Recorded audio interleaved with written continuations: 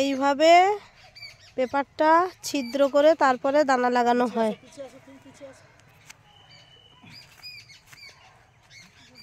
এতে শশা গাছ লাগানো হবে। এমনি গোল করতে গেলে ইয়ে হয়ে যায়।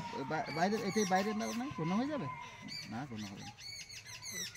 এতে আগুন লাগানো আছে, একটু দাঁড়াতে আগুন লাগানো আছে, পেছনটা লাগিয়ে দিচ্ছে, পেপারটা ফুটো হয়ে যাচ্ছে, ছিদ্র হয়ে যাচ্ছে। বাহ, কি সিস্টেম।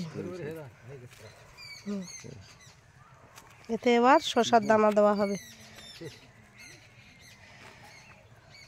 না বলছি এই জায়গাটা শশা দেবো কি করে?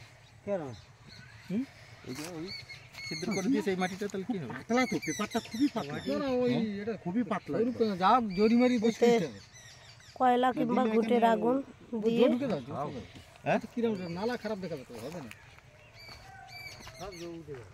খুব সুন্দর এইভাবেই এরকম ফুটো করে এর মধ্যেই সব দানা লাগানো হয়।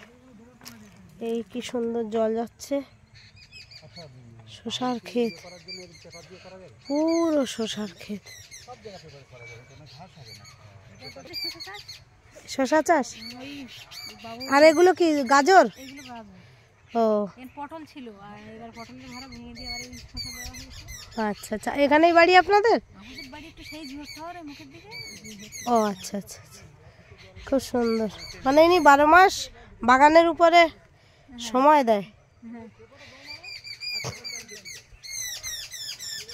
খুব সুন্দর সুন্দর ওলকপি হয়েছে। তোমাদের এদিকে চাষ নেই হিসাব?